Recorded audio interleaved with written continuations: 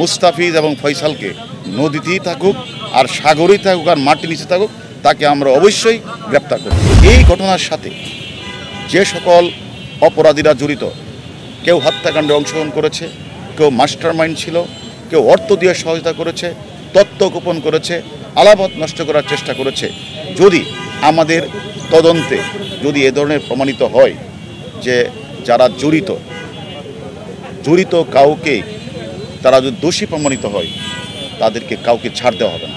এই ঝিনাইদহ এলাকার একজন 3 বারে নির্বাচিত জনপ্রিয় সাংসদ কলকাতার মাটিতে সঞ্জীবা গার্ডেনে তাকে হত্যা করা হয়েছে বাংলাদেশেরই কিছু সন্ত্রাসী চক্র। তাকে শুধু তারা হত্যাই করে নাই, তাকে হত্যা করে পৈশাচিক আদায় তারা গুম করার উদ্দেশ্যে তাকে বিভিন্ন জায়গায় আলামত নষ্ট করার উদ্দেশ্যে ছিন্ন ভিন্ন করে বিভিন্ন জায়গায় ফেলে দেওয়া হয়েছে। তার পরিপ্রেক্ষিতে আমরা এই সংসদ সদস্যের নিখোঁজের খবর পাওয়ার পরেই আমরা ঢাকার ডিবি আমরা মূলত তদন্তটা শুরু করি। এই তদন্তের এক ধারাবাহিকতায় আমাদের ঢাকা শেরেবাংলা নগরে একটি অপহরণ মামলা হয়, আর কলকাতার মাটিতে একটি হত্যা মামলা রুজু হয়।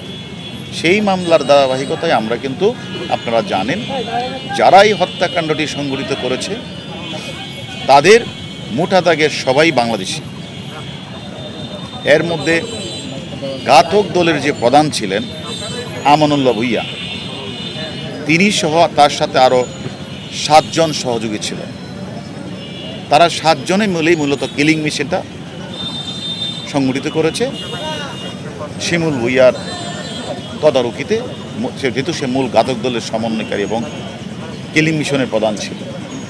সেই শিমুল ভূঁইয়াকে যখন আমরা এখানে বাংলাদেশে গ্রেপ্তার করি, গ্রেপ্তার করার পর ওনার দেওয়া তথ্য এবং আমাদের ডিজিটাল এভিডেন্স পারিপার্শ্বিক সাক্ষ্য প্রমাণের ভিত্তিতে আমরা নেপালে আরেকজন যে তাদের ঘাতক ছিল সিয়ামকে আমরা কলকাতা নেপাল পুলিশকে তথ্যপত্র দিয়ে সাহায্য সহযোগিতা করে তাকে আমরা নেপাল পুলিশ দিয়ে গ্রেপ্তার করা হয়েছে।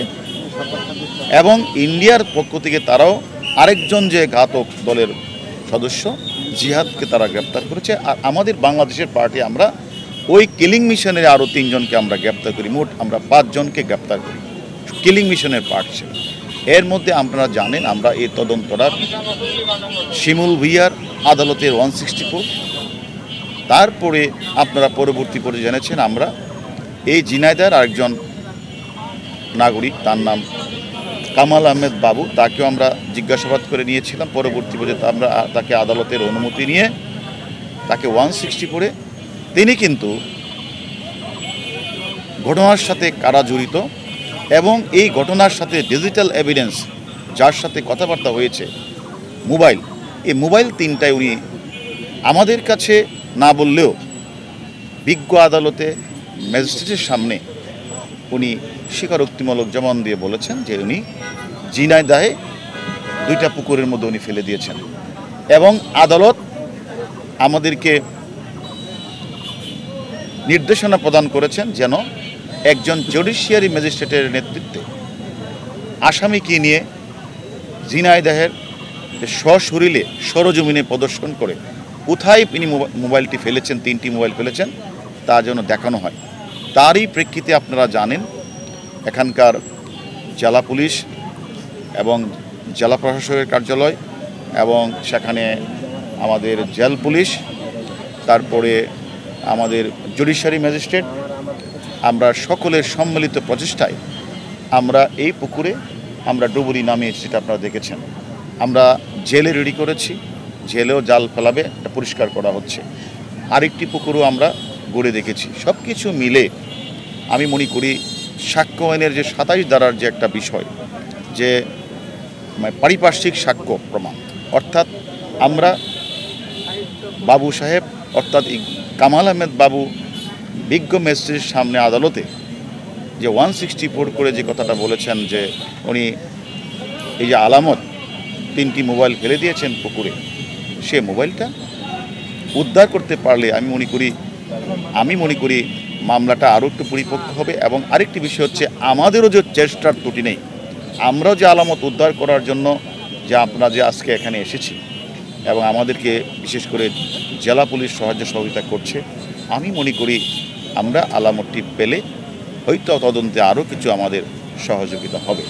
এই কারণেই আমরা মূলত আমাদের আদালতের অনুমতিক্রমেই মামলার আয়ুকে নিয়ে আমরা আজকে ঘটনাস্থল পরিদর্শন এবং পারিপার্শ্বিক বিষয়গুলি আমরা দেখভাল করছি।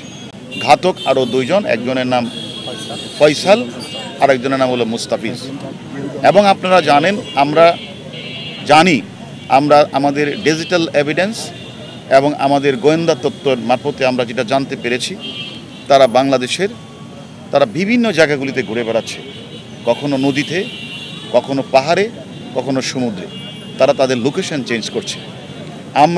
আমাদেরও ডিবি পুলিশ 4-5টা টিম গতকাল তারা অভিযান করেছে যশোরে, আজকে তারা অভিযান করেছে পার্বত্য চট্টগ্রামের কয়েকটি পাহাড়ে, এবং আমিও এখান থেকে সরাসরি পাহাড়ে আমাদের তদন্তকারী ডিবির সাথে আমিও সেখানে যোগ দিব, আমিও সেখানে তাদের সাথে কাজ করব।